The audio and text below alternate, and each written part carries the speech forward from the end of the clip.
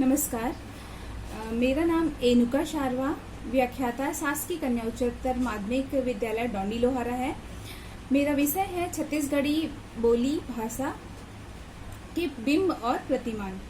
मैं आपको बताना चाहूंगी कि बिंब जो है किसी भी क्षेत्रीय बोली या भाषा की रचना को लेके, किसी भी बोली भाषा की रचना, चाहे वो काव्य हो या गद्य हो, उसको लेके जो हमारे सामने प्रतिरूप बनता है, इंग्लिश में कहें तो इमेज, वही ही हमारा प्रतिबिंब होता है। किसी पद्य को या गद्य को या पाठ को हम पढ़ते हैं और जिसका सजीव चित्रण हमारे आंखों के सामने दिखाई देने लग जाता है, उसे ही हम बिंब कहते हैं। बिंब कोई पदार्थ नहीं है, कोई प्रतिकृति कह सकते हैं हम इसे। अगर हम किसी रचना को पढ़ते हैं और उसको पढ़ते पढ़ते हम एक अलग ही दुनिया में चले जाते हैं, तो इसलिए बिंब को कहा जाता है, बिंब सृष्टि नहीं, पुनः सृष्टि है। काव्य शास्त्रियों ने बिंब को कविता का अनिवार्य अंग बताया है।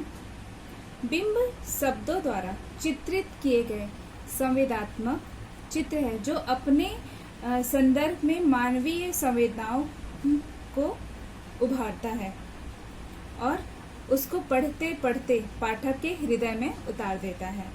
कविता में बिंब के प्रयोग से, कविता में हम जो बिंब का प्रयोग करते हैं वो हमें इंद्रिय और मानसिक बोध कराता है और पाठक को यह आभास कराता है कि लेखक क्या बताना चाह रहा है, वो उसको आत्मसात कराता है।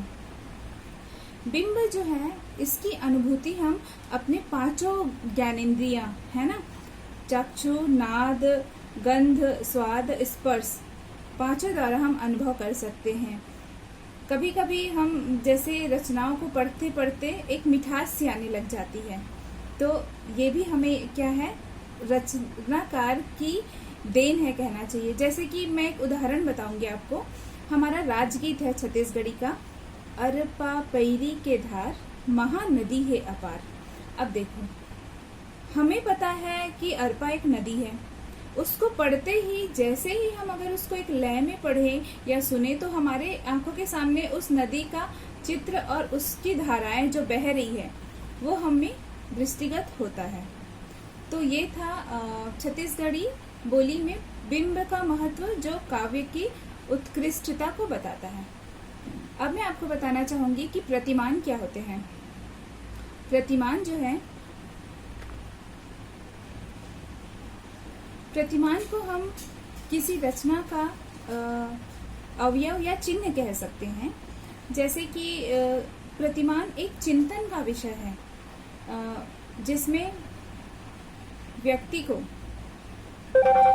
सांकेतिक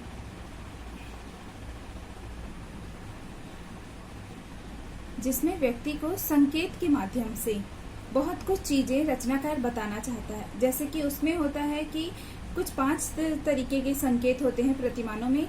संकेत होता है एक तो जो कुछ ना कुछ आपको इंग्लिश में कहना चाहिए तो इंडिकेशन दे रहा है।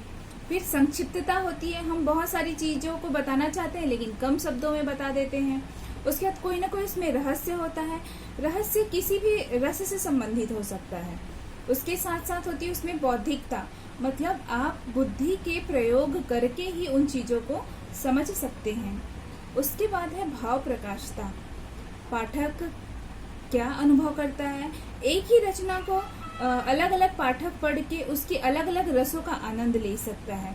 तो इस तरीके से हर रचना का कुछ न कुछ बिंब और प्रतिमान होता है। इसी प्रकार छत्तीसगढ़ी बोली भाषा में भी है।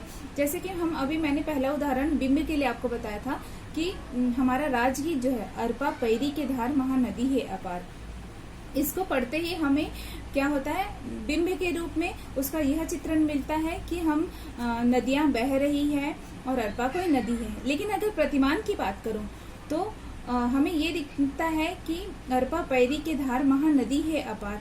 हमारा जो राज्य है वह संसाधनों से, चाहे जल संसाधनों, इसके आगे वर्डिंग आप और पढ़ते जाएंगे तो इसमें धान की बालियां और सभी चीजों का उल्लेख है। तो प्रतिमान में यह आएगा कि हम जल संसाधन के साथ साथ धन धान्य आदि संसाधनों से हमारा राज्य जो है वो अग्रसर है।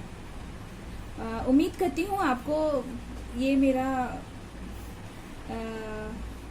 बिंब और प्रतिमान को लेके जो मत है वो समझ आया होगा। धन्यवाद आप सभी का।